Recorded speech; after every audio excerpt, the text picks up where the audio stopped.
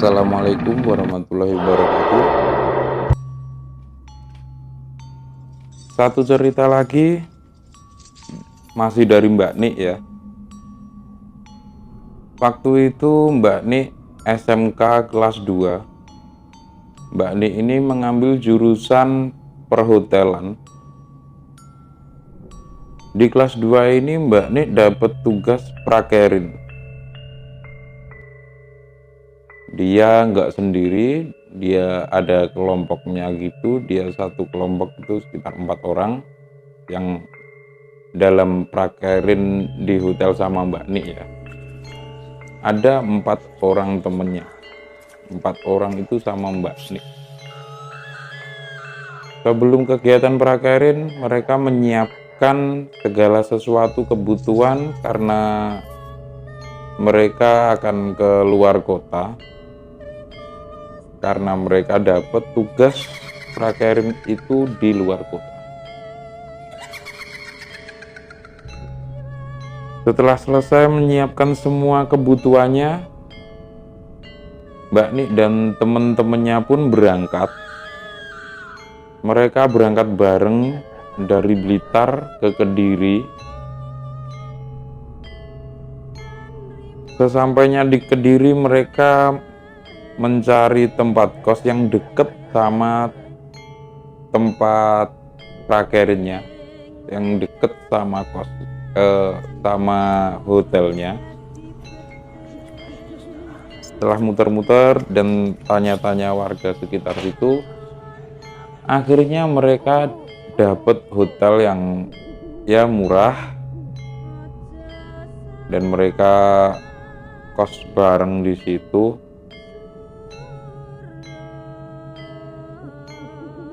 Setelah mereka nyampe di kos, mereka ya menata barang-barang mereka. Setelah selesai mereka langsung ke hotel tempat mereka praktek untuk memperkenalkan diri dan berkenalan dengan semua staf-stafnya lah, pegawai-pegawai hotel di situ, termasuk security juga. Setelah berkenalan, mereka lanjut balik lagi ke kos. Baru keesokan harinya, mereka berangkat lagi ke hotel untuk praktek. Di sana pun mereka membuat jadwal untuk jadwal shift mereka. Hari pertamanya, mereka membuat jadwal saja. Setelah membuat jadwal, mereka berkeliling di hotel dengan yang menunjukkan tempat-tempatnya di mana mereka bekerja dan memperkenalkan apa saja lah. Keesokan lagi, sampai beberapa minggu, mereka pun menikmati pekerjaannya, menikmati semua prosesnya. Makin lama makin kenal, makin lama makin deket sama staf-stafnya. Sampai di kemudian hari, di suatu pagi, saat itu Mbak Nik dapat shift pagi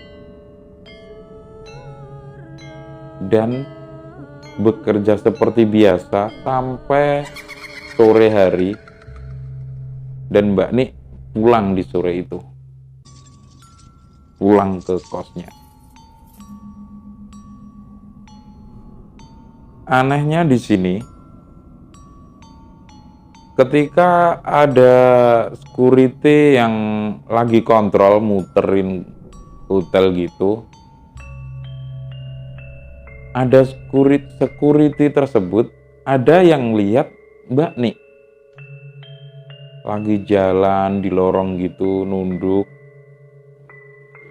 Dipanggil lah sama Pak security-nya, Nik. Tapi Mbak Niknya yang ini nggak mau nengok, dan nggak mau nyaut.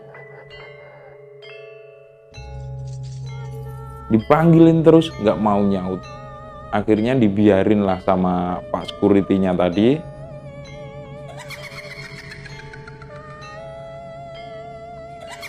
Sambil ngedumel juga Pak Security-nya sih. Ini anak kenapa ya? Biasanya ketemu juga teriak duluan. Kok sekarang dipanggil-panggil nggak nyaut, nggak nengok.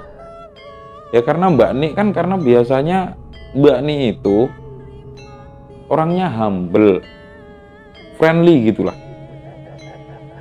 Tapi dipanggil-panggil kok nggak nyaut. Nah di situ bingungnya security ini. Jadi security tersebut mikir, apa nih anak ada masalah ya? Apalagi ada masalah ya? Di keesokan harinya security itu belum pulang dan Mbak Nik datang nih ke hotelnya. Ini security emang sengaja nungguin Mbak Nik mau tanya. Setelah Mbak Nik datang sama security tersebut, Mbak Niknya dipanggil. "Nik, sini," kata Pak Security. "Iya Pak." Mbak Nik pun datang nyamperin ke pos satpam. "Nik, semalam kamu kok jalan nunduk tak panggil-panggil diem aja. Kenapa? Kamu ada masalah?" tanya Pak Security-nya. "Loh, Pak, aku itu dari kemarin masuk pagi dan aku udah pulang sore." "Loh, nih semalam tuh aku lihat kamu loh. Lagi jalan gitu, tak panggil-panggil diem aja." "Beneran Pak, aku semalam itu nggak di sini karena aku pulang sore. Aku semalam ya diem di kos, nggak kemana-mana kok." "Oh ya udahlah, mungkin salah lihat." "Ya udah Pak, aku lanjut ke kantor dulu ya," kata Mbak Nik. Setelah itu Mbak Nik bekerja seperti biasa bareng teman-temannya sampai 1 minggu kemudian, tepat 1 minggu kemudian, ada security yang lain lagi yang lagi kontrol melihat sosok yang sama persis. Nunduk juga, dipanggil lah sama security. "Nih, kamu ngapain di sini?" Sosok itu tetap jalan aja sambil nunduk di lorong gitu. Akhirnya dicuekin lah sama Pak Security-nya tadi. Pak Security-nya lanjut muter. Sampai Pak Security-nya itu ketemu temen stafnya Mbak Nik yang biasa kerja bareng Mbak Nik. Ditanyain,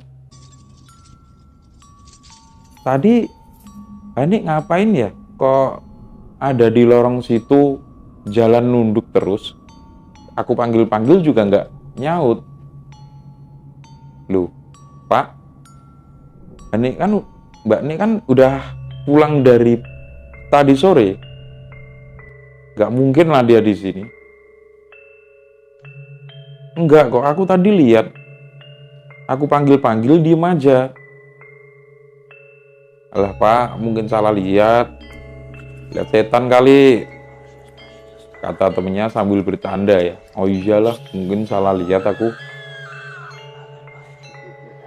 Sampai keesokan paginya Mbak Nik datang, langsung masuk kantornya, dan jadilah bahan obrolan di situ. "Nih, kamu bawa apaan sih? Kok ada beberapa security yang ketemu kamu katanya nunduk aja, dipanggil nggak nyaut." "Nggak tahu lah Kak, orang aku juga nggak tahu cerita kayak gitu. Aku nggak bawa apa-apa," kata Mbak Niknya. Dan mereka pun melanjutkan obrolan sambil bercanda-canda gitu juga. Nggak hanya di hotel tempat praktek Mbak nih, di kosnya lebih parah lagi. Karena di kosnya Mbak Nik ini emang terkenal serem sih. Dan semua penghuni kos tersebut tahu keadaan kosnya seperti apa.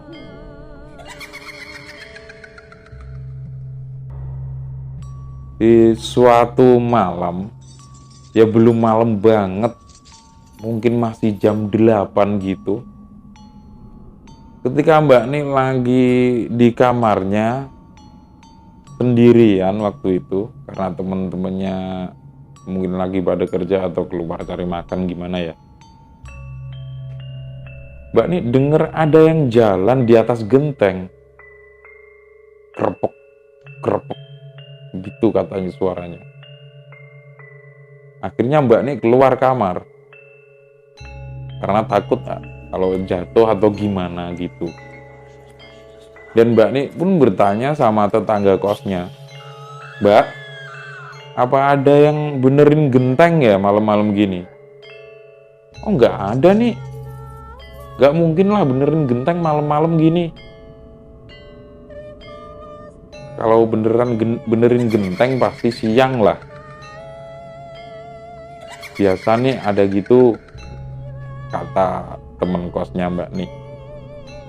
Akhirnya Mbak Nik itu diceritain sama temen kosnya tentang keadaan kos di situ itu gimana. Ya sambil bercanda-bercanda agar Mbak Nik itu nggak takut sih. Sebenarnya biar Mbak Nik nggak takut aja bercandanya. Sampai beberapa minggu kemudian,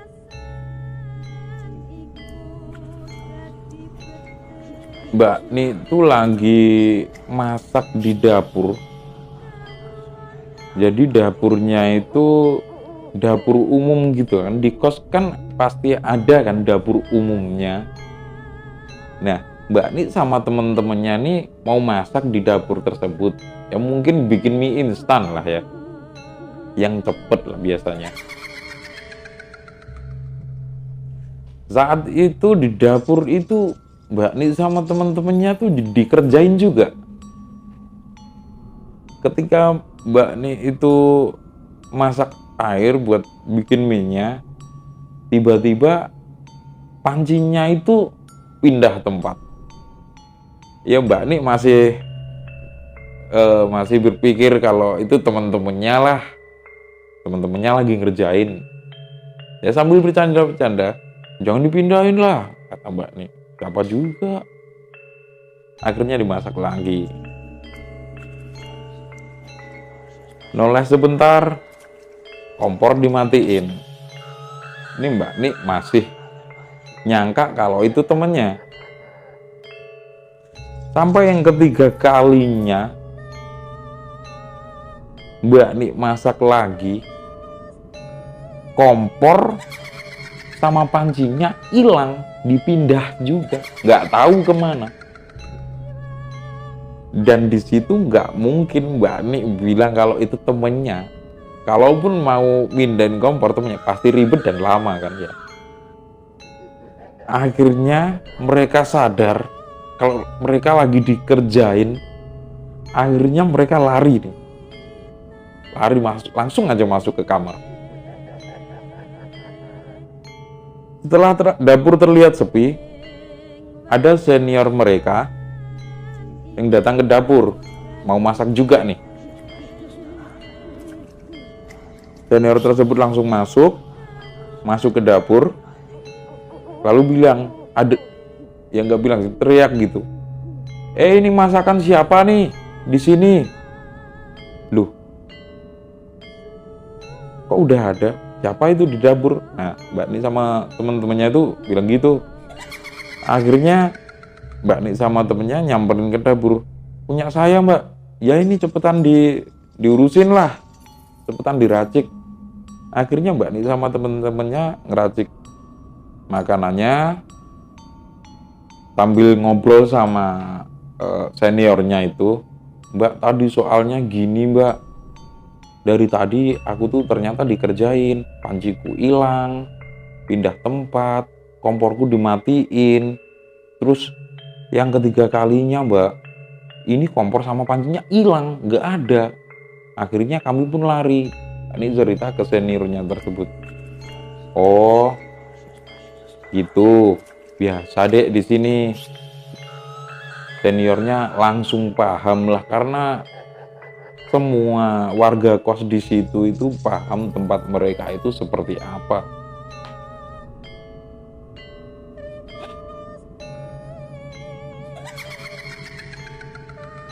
Di keesokan harinya, masih sore juga, saat itu Mbak Nik dan temen-temennya udah ada di kamar.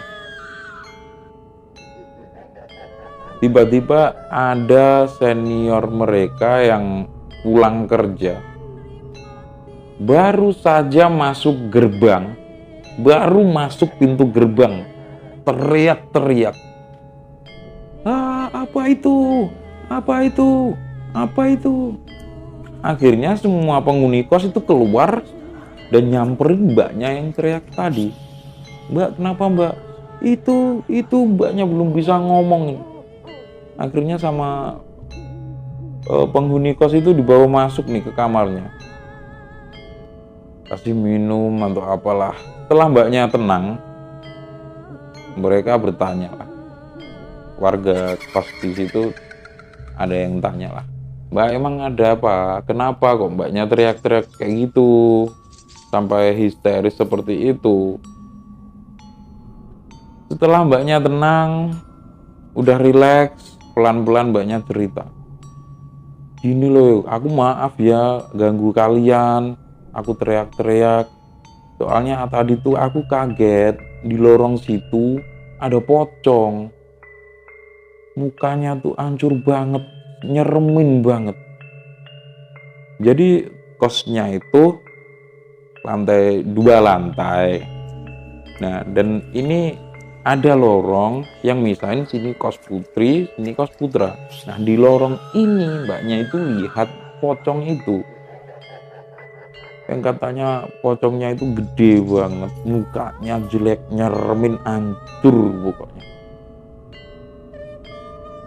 Dan akhirnya mereka balik lagi ke kamar mereka.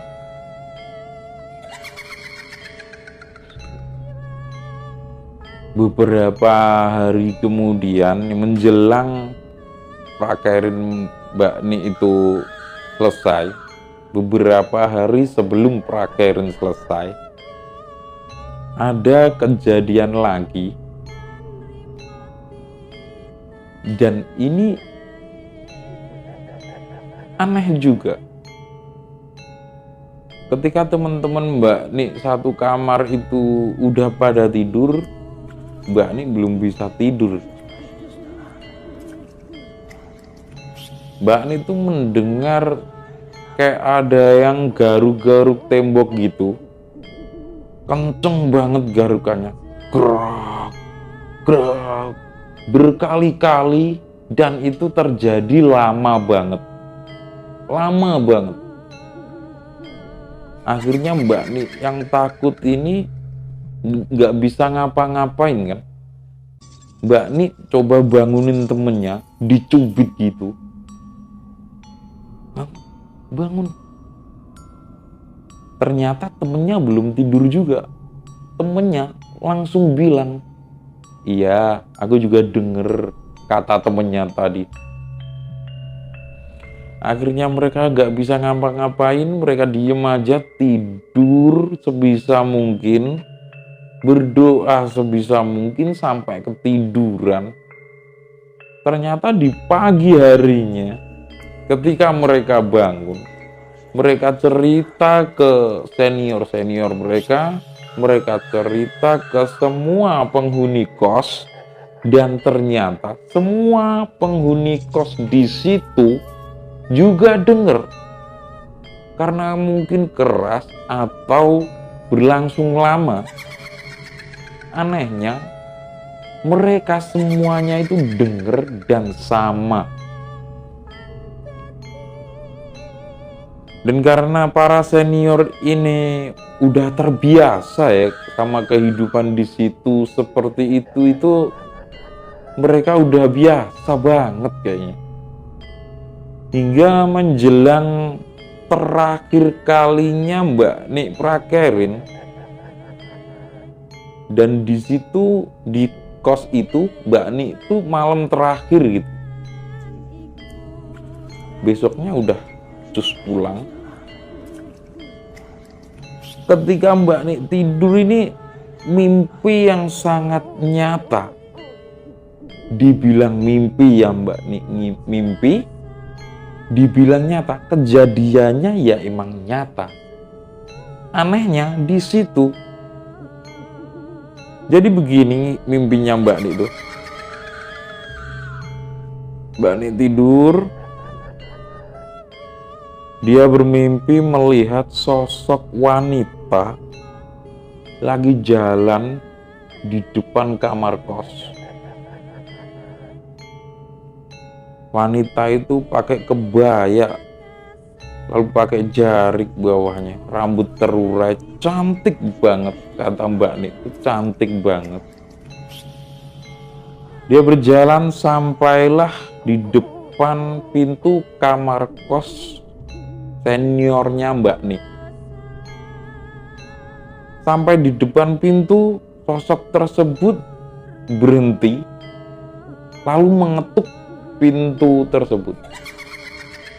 Dek, dek, dek. Akhirnya sama penghuni di dalamnya dibukain lah.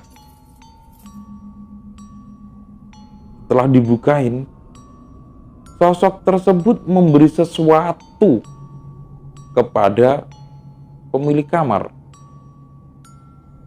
Sosok tersebut memberikan hadiah berupa kotak, kayak kotak perhiasan, tapi itu jadul banget, model lama banget yang ada ukir-ukirannya gitu. Setelah diterima, sosok tersebut kembali dan pergi, terus hilang gitu aja. Habis itu si mbaknya, penghuni kos tersebut, nutup pintu, udah.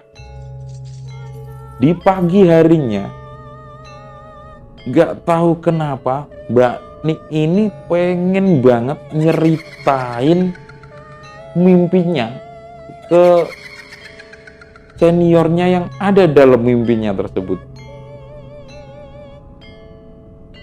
Akhirnya Mbak Nik itu datang ke kamar seniornya. Sebenarnya seniornya ini orangnya introvert lah, gak terlalu suka kalau berbaur dengan banyak orang gitu. Jadi hari-harinya si introvert ini cuma kerja pulang tidur, kerja pulang tidur, udah.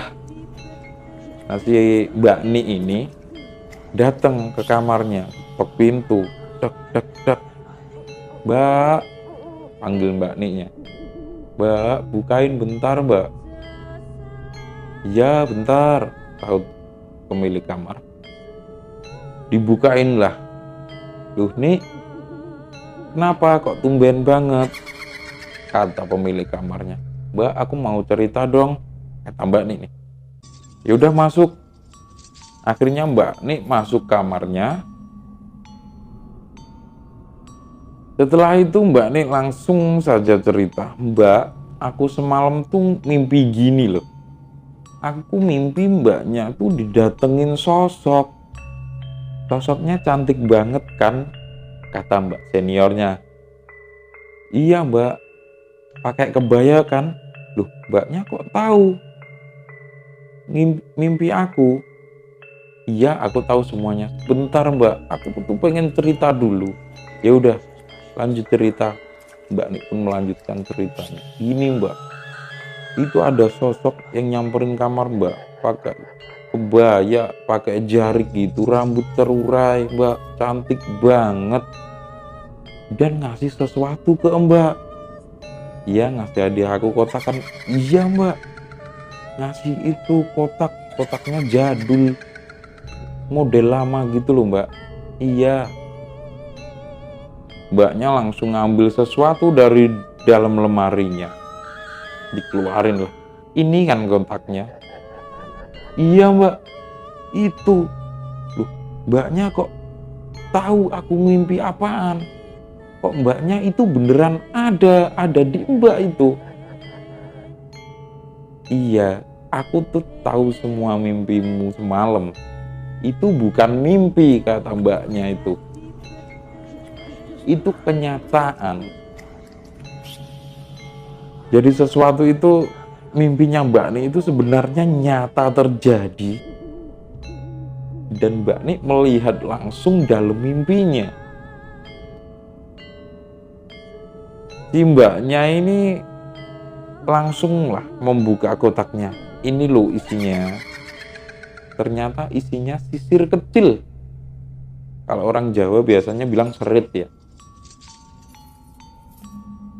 Dan ditutup kembali nih sama mbaknya. Kok bisa gini ya mbak? Aku juga nggak tahu nih. Yang jelas semalam itu ya emang seperti itu. Ceritanya ya sama yang kamu impikan.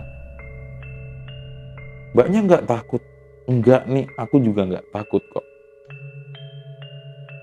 Setelah mereka ngobrol selesai, Mbak Ni pun lanjut ke kamar.